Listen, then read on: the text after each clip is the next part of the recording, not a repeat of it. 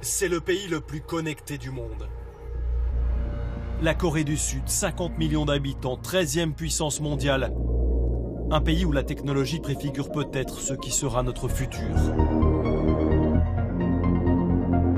Dans Séoul, la capitale, un monde nouveau prend forme, façonné par le réseau Internet le plus rapide de la planète. Ici, les hommes et les femmes sont plongés en permanence dans la réalité virtuelle. Les citoyens vivent les yeux rivés sur leurs écrans. Dans la capitale, cette débauche de technologie a pris le contrôle de l'espace public. Les habitants sont tracés, épiés, filmés par plus de 30 000 caméras de surveillance. C'est 30 fois plus qu'à Paris. Et puis, il y a les dizaines de milliers de caméras installées par les citoyens. On estime que 8 voitures sur 10 sont équipées de black box, de caméras de surveillance. Et je pense que bientôt toutes les voitures en auront. Au début, les gens étaient réticents, ils avaient l'impression d'être traqués en permanence. Mais aujourd'hui, il y en a tellement qu'ils ont été obligés de l'accepter. Il y a des dérives, bien sûr. En filmant tout et en permanence, les Coréens sont en train de mettre à mort le concept de vie privée. Ils sont aussi les premiers consommateurs de caméras cachées au monde. Dans les toilettes publiques, les transports en commun, sous les jupes des filles, elles servent à salir des réputations ou à faire chanter des victimes. Pour les autorités, il est devenu impossible de tout contrôler. Alors les citoyens ont été contraints de s'organiser. Le pays a donné naissance à une nouvelle classe d'internautes engagés. On les appelle les netizens. Ces netizens, ce sont de simples citoyens, les nouveaux justiciers d'Internet. En quelques années, ils sont devenus de véritables enquêteurs. Ils font le travail des journalistes, de la police, de la justice. Ils combattent les trafics, enquêtent sur des catastrophes ou des détournements de fonds publics. Leur mobilisation a même mené à la destitution de l'ancienne présidente de la République. Ces netizens veulent fonder avec la toile une société meilleure, plus transparente. Ils sont devenus les nouveaux chiens de garde de la démocratie coréenne.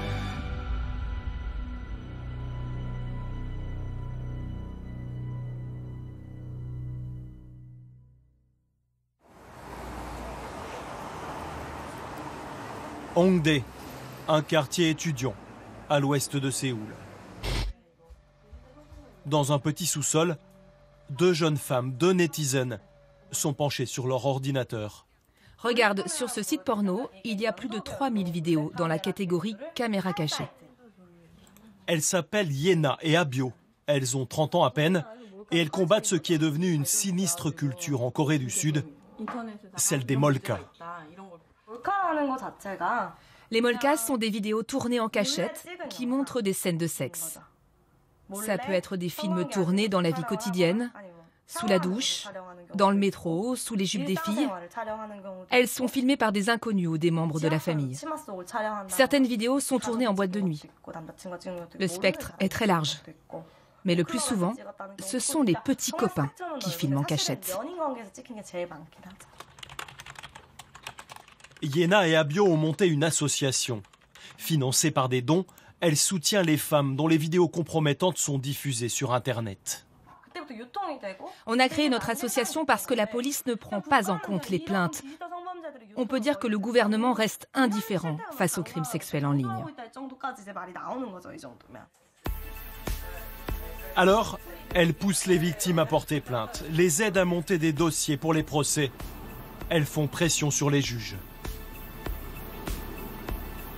Et puis, elles mènent un autre combat, un combat pour supprimer leur outil de travail à tous ceux qui utilisent les caméras cachées. Elles veulent les faire interdire dans tout le pays. On va au marché de Seonsanga. Il paraît qu'ils vendent des caméras espions partout à l'intérieur. Seonsanga, c'est le marché électronique de la capitale. Sur des milliers de mètres carrés, des centaines et des centaines de petites échoppes sont alignées. Tout le monde connaît cet endroit, mais les vendeurs n'aiment pas la publicité. Nous sommes contraints, nous aussi, d'utiliser une caméra cachée, mais c'est pour la bonne cause. J'ai l'impression qu'on va trouver plein de molkas ici. Molka, le nom des vidéos porno volées est devenu celui des caméras. Regarde ici.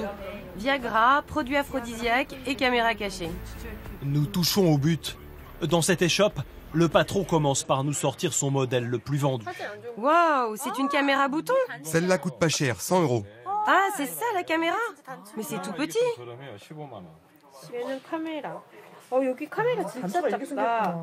Pour une somme comprise entre 30 et 200 €, le vendeur propose des modèles à placer partout et pour toutes les situations.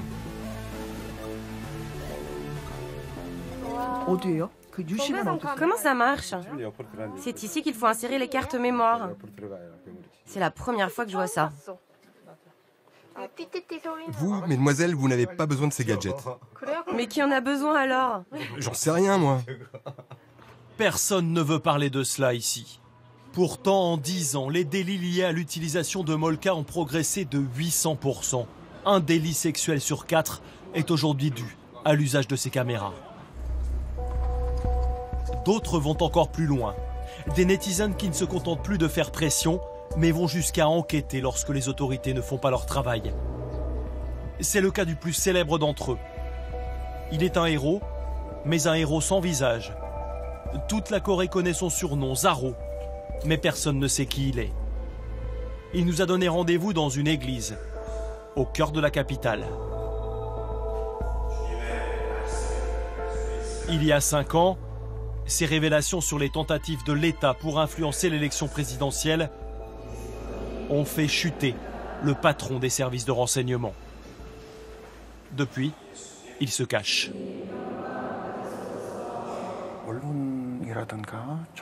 Je pense qu'en Corée, la méfiance, le manque de confiance dans les médias, le gouvernement, les services de renseignement sont plus forts qu'ailleurs. En tant que netizen, je voulais faire entendre ma voix sans me laisser influencer par qui que ce soit. Et je crois que les Coréens ont commencé à aimer Zaro quand ils ont pris connaissance de mes enquêtes. Zaro nous a donné rendez-vous une semaine plus tard à Mokpo, une ville côtière, tout au sud du pays. Je ne fais pas partie des médias. Je ne suis pas un membre important d'une association. Je ne fais pas partie de la sphère politique. Je suis un simple citoyen qui désire ardemment que les vérités cachées de notre société soient mises au jour. À Mokpo, Zaro vient enquêter sur une catastrophe. Partout, ces rubans jaunes et ces portraits d'enfants, ceux des victimes de l'accident le plus tragique de l'histoire de la Corée du Sud.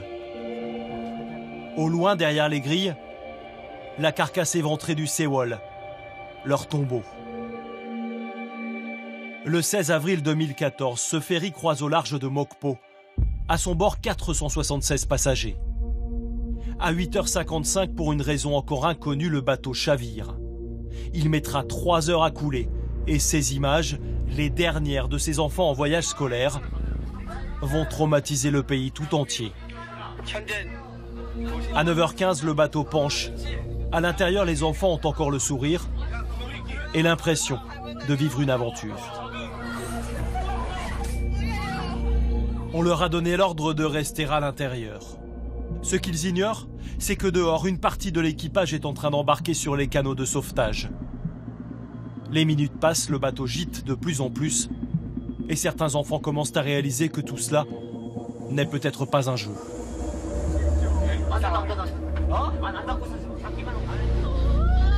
Comment on va faire? J'ai trop peur. Maman, je suis vraiment désolée. Papa aussi, je suis désolée. Mais non, on va survivre. On se revoit très vite. Ce sont les derniers sourires. À midi, le bateau a presque disparu.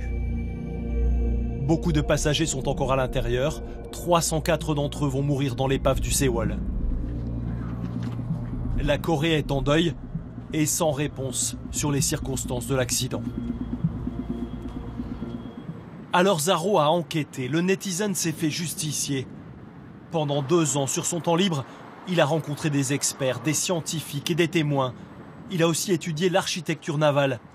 En décembre 2016, il dispose d'assez d'éléments pour diffuser sur Internet un documentaire baptisé Sewolix. Voici le documentaire diffusé par un netizen qui se fait appeler Zaro. Il s'appelle Seoul-X. C'est un documentaire de 9 heures. Il est en tête de toutes les recherches sur Internet. On parle de Zaro sur toutes les télévisions du pays. Un netizen affirme qu'il va révéler toute la vérité sur la catastrophe du Sewol. Tout le pays a les yeux rivés sur lui. Dans son enquête, Zaro pose une question centrale. Pourquoi le Sewol s'est-il retourné? Il tente aussi de mettre au jour les liens des propriétaires du bateau avec le pouvoir. Il veut enfin comprendre pourquoi le gouvernement a refusé de renflouer la carcasse. Elle pourrait donner des explications sur le drame. L'impact du documentaire est énorme. Il remobilise les familles et le gouvernement finit par céder. L'épave du Sewol sera renflouée. Ce jour-là, le gouvernement a dépêché le tout nouveau ministre des Affaires maritimes pour tenter de calmer la colère des familles. Quand on lui pose la question de la lenteur des autorités, il rejette la responsabilité sur le gouvernement précédent. On a l'impression que le gouvernement n'a rien fait dans cette affaire et que c'est seulement grâce aux citoyens que les choses ont bougé. Oui, c'est vrai. Le désastre du Sewol n'aurait jamais dû avoir lieu. C'est un accident où l'on aurait pu éviter autant de morts. Si le gouvernement avait fait tout son possible, ce type d'accident n'aurait pas eu lieu. Et même s'il avait eu lieu, on aurait pu éviter les dégâts au maximum. La responsabilité est celle du gouvernement précédent, pas d'une autre. D'une certaine manière, je voulais donner une leçon aux politiques. Moi, je suis un simple netizen, je n'ai pas de mandat pour mener des enquêtes. Je n'ai aucun moyen, seulement une volonté de faire. Tout seul, j'ai réussi à trouver des informations. Et eux, qu'est-ce qu'ils ont fait? Mais ce n'est pas terminé. La vérité sur le Sewol, c'est à partir de maintenant qu'elle va être dévoilée. 4 ans après le naufrage, il continue chaque soir à venir se recueillir ici. Anonyme, simple citoyen venu de tout le pays, il contemple au loin ces traces d'une des plus grandes catastrophes du pays. Ce que les netizens leur ont transmis, c'est cette volonté farouche de ne pas laisser les souvenirs tragiques s'envoler.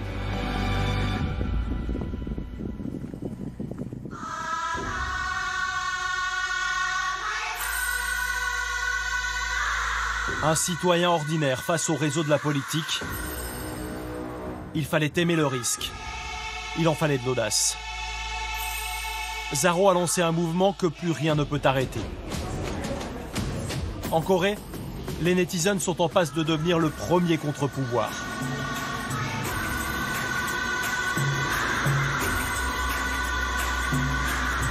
Dans le nord de la capitale, nous allons rencontrer les plus médiatiques d'entre eux. Ce matin, ils ont rendez-vous dans un quartier peu fréquenté de la vieille ville. Ils sont 5 et ils se sont donné un nom de super-héros, les Avengers, les Vengeurs en français. Bonjour. Tu vas bien? Ensemble, ils enquêtent sur l'un des plus gros scandales politiques de l'histoire de la Corée. Moi, je suis journaliste d'investigation depuis 10 ans. Lui, c'est un ancien inspecteur des impôts. Il a travaillé sur l'argent sale. Et lui, là, il a travaillé pour l'un des suspects. Il a surtout gardé beaucoup de documents accablants. Parmi les personnes visées par leur enquête, on trouve l'ancienne présidente de la Corée du Sud. Elle aurait détourné plus de 17 millions d'euros avec l'aide d'une de ses proches. L'affaire avait provoqué la colère de millions de Coréens. Pendant des semaines, ils avaient défilé dans les rues jusqu'à obtenir la démission de la présidente. Le lendemain de sa chute, s'ouvre une sorte de procès du siècle. Dans le box des accusés se succèdent politiciens et grands patrons d'industrie. L'ancienne présidente sera finalement condamnée à 24 ans de prison et 13 millions d'euros d'amende pour corruption et abus de pouvoir. Ce que veulent aujourd'hui les Avengers, c'est forcer la présidente à rendre au peuple les millions détournés. Ce jour-là, un autre Avenger vient de leur donner une information capitale. En épluchant les relevés de compte de différentes sociétés liées à la présidente, il a fait une découverte qui va les entraîner à l'autre bout du monde.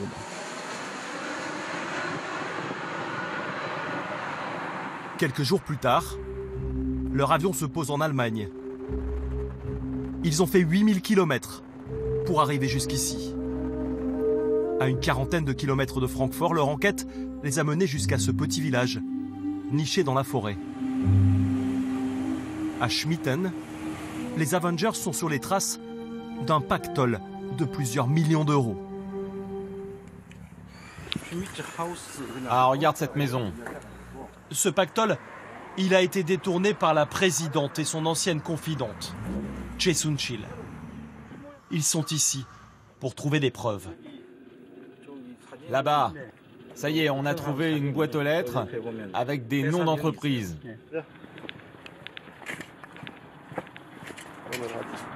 Regardez, ATG Holding et ATG Mobile. Ce sont des sociétés écrans qu'on soupçonne Choi Soon-sil d'avoir créées pour dissimuler sa fortune et pour blanchir son argent. Pour les Avengers, c'est une découverte cruciale. La première étape pour tenter de mettre au jour le système d'évasion fiscale à très grande échelle lié à l'ex-présidente. À Schmitten, il existe même un restaurant coréen. C'est là qu'ils ont rendez-vous avec le plus discret des Avengers, celui qui travaille avec eux dans l'ombre. Hé, salut! Abaris, c'est le nom de code de ce netizen coréen installé en Allemagne. Alors, dis-nous tout. J'ai identifié un gars, Bikas. C'est un prête-nom de Choi Soon-sil. C'est lui officiellement le patron de l'entreprise ATG Mobile. ATG Holding et ATG Mobile, ce sont les deux sociétés dont le nom figurait sur la boîte aux lettres. D'après les recherches menées par Abaris, ces deux entreprises auraient réalisé d'autres investissements dans la région, des hôtels notamment. Elle est là, la preuve du blanchiment d'argent. Ils pensent qu'on n'arrivera jamais à le prouver. Si on y arrive, c'est fini pour eux. Ce qu'Abaris doit encore prouver, c'est que les fonds qui ont alimenté ces deux sociétés venaient bien de Corée du Sud, de l'entourage de la présidence. Alors seulement, la mission des Avengers prendra fin.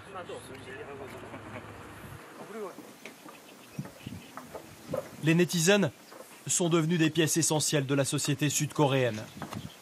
Il y en a des célèbres, mais il y a surtout des milliers d'anonymes. À 300 km au sud de la capitale, Suncheon, une ville de 300 000 habitants. Dans ce quartier populaire vit la famille B. Allez, mange. Une famille ordinaire. Il est déjà 35.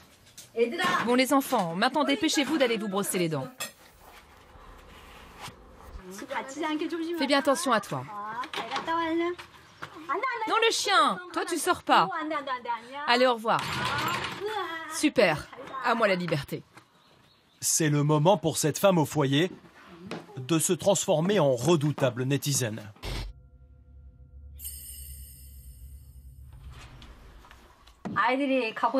Une fois que mes enfants sont partis à l'école, je ne suis plus la maman Bae Jae-yeon, mais Bae Jae-yeon tout court. C'est le meilleur moment de ma journée. Madame B est une journaliste citoyenne. Elle travaille pour la plateforme coréenne Oh My News, le plus grand site de journalisme participatif au monde. Comme elle, des dizaines de milliers de Coréens passent leur temps à enquêter et publier des articles sur des affaires de proximité. Ce que je vais faire maintenant, c'est aller sur le site de la mairie de Suncheon pour voir s'il y a des communiqués de presse ou des informations intéressantes. Comme je travaille seule, ça m'aide pour trouver des idées de reportage. Mais Madame B ne se contente pas de fouiller Internet. Elle mène aussi de véritables enquêtes de terrain dans sa ville. Travaux sur la voirie, attribution de chantiers publics, rien ne lui échappe. Son téléphone est son arme. Elle note, photographie et enregistre tout. Là, je vais voir un jardin pour un article. J'ai visité cet endroit par hasard récemment et je me suis rendu compte que les travaux n'avaient pas été faits correctement. Aujourd'hui, je vais donc voir si la situation a évolué et je vais chercher des éléments pour appuyer mon enquête. La construction par la municipalité de ce petit jardin d'agrément s'est achevée il y a quelques mois seulement. Ce jardin est présenté comme le modèle du jardin traditionnel coréen. C'est même écrit à l'entrée.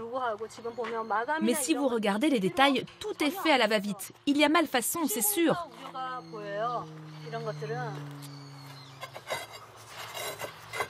Regardez, on peut toutes les démonter.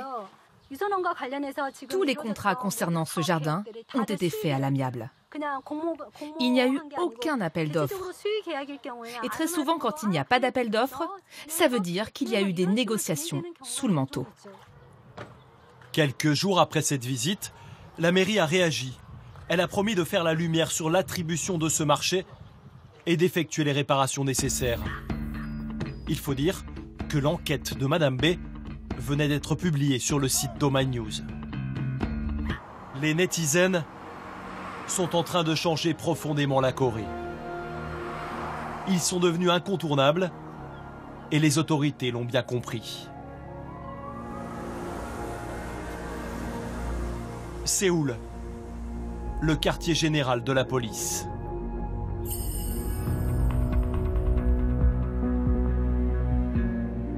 Ce matin, un jeune officier a réuni une trentaine de personnes.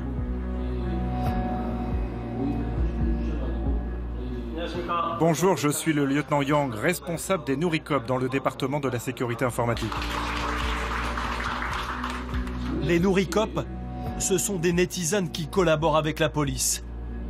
Et aujourd'hui, plusieurs d'entre eux sont décorés pour leur participation à des enquêtes. Nous remettons ce diplôme à Monsieur Park de l'université de Séoul. Vous avez montré votre attachement à la police, vous y avez mis tout votre engagement et surtout, vous nous avez aidés dans la prévention des crimes sur Internet. Nous vous en remercions.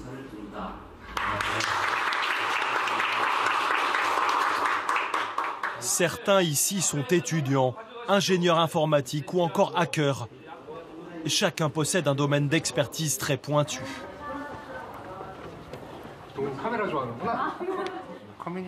Nous, les netizens, on est un peu plus calés que la police sur les réseaux sociaux, les communautés en ligne, ce genre de choses. On se répartit le travail. Les policiers se concentrent sur les situations générales et nous, on enquête sur des choses plus pointues.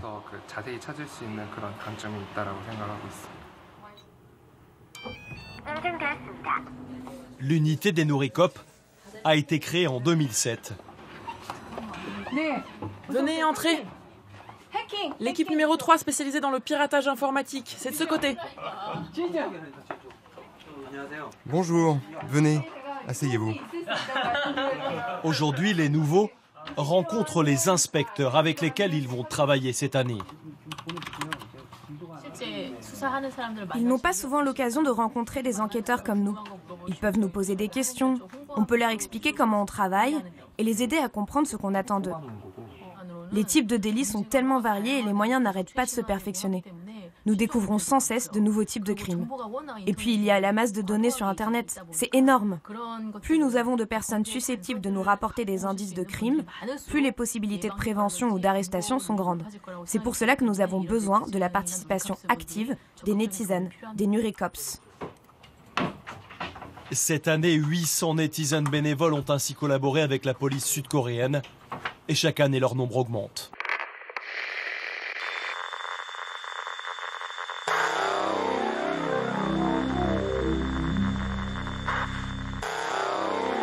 Dans un pays où les données échangées sur Internet sont 5 fois plus importantes qu'en France, les autorités n'ont depuis longtemps plus les moyens de tout contrôler.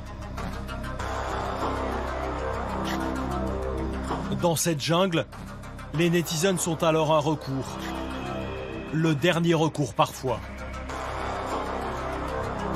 Face au trafic, face à la corruption, ils sont peut-être en train de redonner toute leur place aux citoyens.